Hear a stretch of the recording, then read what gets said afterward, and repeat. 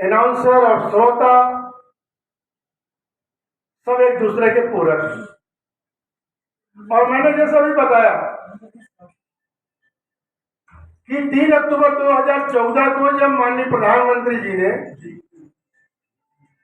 जन संवाद के लिए रेडियो का चयन किया तो पूरे देश और दुनिया भर के श्रोता बड़े आनंदित थे।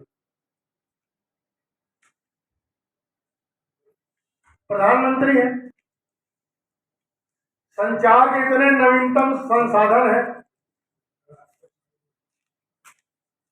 सरकारी तंत्र भी है बहुत प्रचार के, इसके बाद भी उन्होंने रेडियो का चयन किया।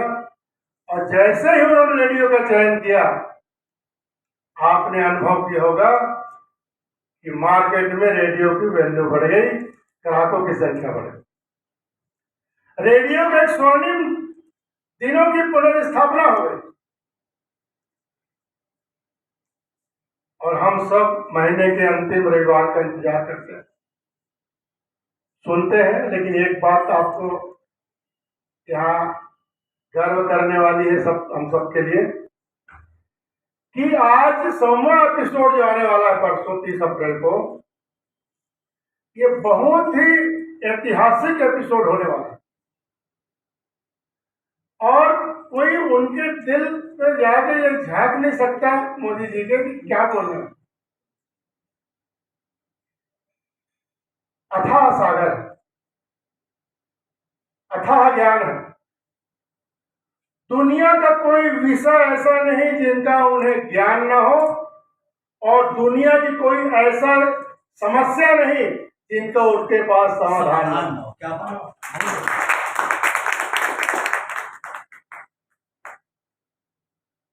और हमारे लिए सौभाग्य की बात है कि ऐसे प्रधानमंत्री जी हमको मिले। 100वां एपिसोड ऐतिहासिक एपिसोड होगा।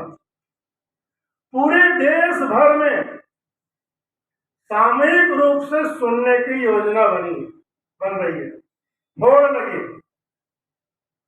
लेकिन आपको जानकर आश्चर्य खुशी होगी कि सबसे पहले सामूहिक रूप से मन की बात सुनने की परंपरा अगर कहीं शुरू हुई तो रायपुर से शुरू हुई और रेडियो श्रोताओं ने शुरू की। ये रेडियो श्रोताओं को इस बात का गौरव है कि हमने सामूहिक रूप से रेडियो सुनने की और मन की बात सुनने की जो परिपाटी शुरू की, आज पूरे देश में उस परिपाटी को अपना। ये हमारे लिए गर्व नहीं, बहुत गर्व। अब रेडियो की महत्ता, मैं कुछ माननीय प्रधानमंत्री जी ने जो बातें कही है मन की बात में, वैसे संजय पांडे जी कहना चाहिए था क्योंकि वो छत्तीसगढ़ी में बोल देंगे ज्यादा ठीक रहता। लेकिन उन्होंने पहले एपिसोड में कहा रेडियो एक ऐसा सरल माध्यम है कि दूर दूर तक पहुंच जाऊंगा, गरीब से गरीब के घर तक पहुंच जाऊंगा, क्योंकि मेरे देश की ताकत गरीब की झोपड़ी में, मेरी ताकत, मेरे देश की ताकत माताओं बहनों और नौजवानों में है, मेरे देश की ताकत किसानों में है। और मैं आप ही के भरोसे आगे बढ़ूंगा, देश आपके भरोसे आगे बढ़ेगा, ये विश्वास व्यक्त करता हूं। आपकी शक्ति में भरोसा है, इसीलिए मुझे भारत के भविष्य पर भरोसा है। ये माननीय प्रधानमंत्री जी ने इस सरल माध्यम के बारे में कहा। और एक बार उन्होंने कही 12वें एपिसोड में 29 सितंबर 2015 को कि मन की बात का 1 साल पूरा हुआ है। आप जानते हैं सुभाष बाबू रेडियो का कितना उपयोग करते। सुभाष बाबू ने सुभाष चंद्र बोस, सुभाष बाबू रेडियो का कितना उपयोग करते थे। जर्मनी से उन्होंने अपना रेडियो शुरू किया था और हिंदुस्तान के नागरिकों को आजादी के आंदोलन के संबंध में वो लगातार रेडियो के माध्यम से बताते रहे। ये उन्होंने कहा। आगे अगले एपिसोड में उन्होंने कहा अक्सर लोग आपको लेटेस्ट टेक्नोलॉजी और सोशल मीडिया और मोबाइल ऐप के साथ जोड़ते हैं, लेकिन आपने लोगों के साथ जुड़ने के लिए रेडियो को क्यों चुना, ये सवाल मेरे से लोग करते हैं और इसका जवाब उन्होंने दिया। आपकी ये जिज्ञासा बहुत स्वाभाविक है कि आज के युग में जबकि करीब रेडियो भुला दिया गया था, उस समय मोदी रेडियो लेकर क्यों आया, ये खुद मोदी जी बोल रहे हैं। मैं आपको एक किस्सा सुनाता हूं। 1998 की बात है, जब मैं भारतीय जनता पार्टी के संगठन के कार्यकर्ता के रूप में हिमाचल में काम करता। मई का महीना था, मैं शाम के समय रास्ते में ढाबे में चाय के लिए रुका। अब जब मैं चाय के लिए ऑर्डर किया तो उसके पहले वो बहुत छोटा सा ढाबा था और एक ही व्यक्ति खुद चाय बनाता था, बेचता था। ऊपर कपड़े भी नहीं थे, ऐसे ही रोड के किनारे छोटा सा ठेला लगा के खड़ा था। उसने अपने पास शीशे का बर्तन था, उसमें लड्डू निकाला। बोला, साहब चाय बाद में, पहले लड्डू खाइए, मुंह मीठा कीजिए। मैं भी हैरान हो गया। तो मैंने पूछा, क्या बात है, कोई घर में कोई शादी वादी कोई प्रसंग हुआ है क्या? उसने कहा, नहीं साहब, नहीं नहीं भाई साहब, आपको मालूम नहीं क्या? अरे बहुत बड़ी खुशी की बात है। और वो उछल रहा था, ऐसे उमंग से भरा हुआ था। तो मैंने कहा, क्या हुआ? अरे आज भारत ने बम फोड़ दिया। मैंने कहा, भारत ने बम फोड़ दिया? मैं कुछ समझा नहीं। तो उसने कहा, देखिए साहब, रेडियो सुनिए।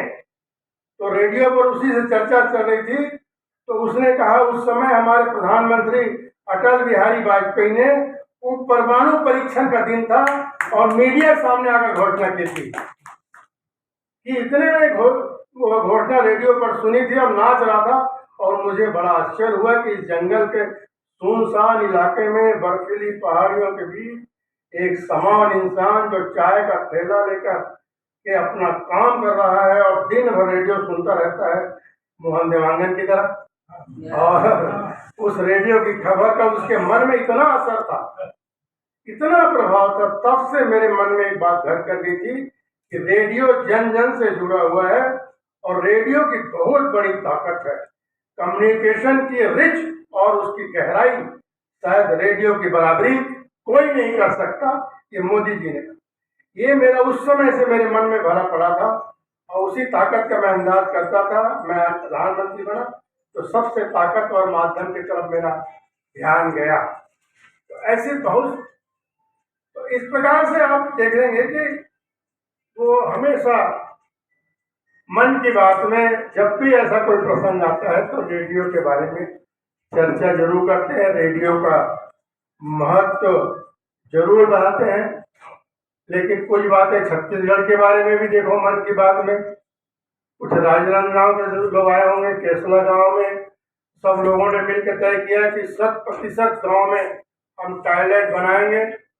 टॉयलेट बनाया और गांव में मड़ई में लगाए गए। ये चर्चा मन की बात है, मीडिया को खबर नहीं होती है।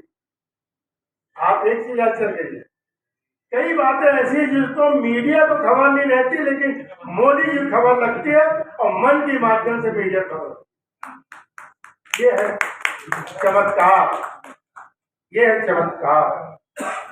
और उन्होंने देऊर गांव बेमेतरा जिले का है, वहां की महिलाएं किस तरह से महिला स्वयं सहायता समूह सफाई करती हैं, मंदिरों में, सड़कों की, महापुरुषों के देवी देव स्थलों की स्वच्छता अभियान नियमित रूप से करती हैं, उसका उन्होंने जिक्र किया। ये रायपुर नगर में एक बार कचरा महोत्सव आयोजित हुआ।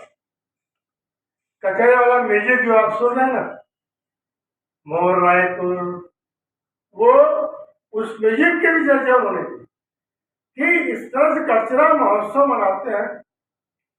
बच्चों ने भी इस उत्सव में भाग लिया, उन्होंने म्यूजिक का भी बनाया और इस तरह से एक माहौल बन रहा है, waste of wealth, waste to wealth, माने कचरे से हम धन कैसे अर्जित करें, खराब चीज से। ये बात उन्होंने दी। भावना ध्रुव, याद है ना?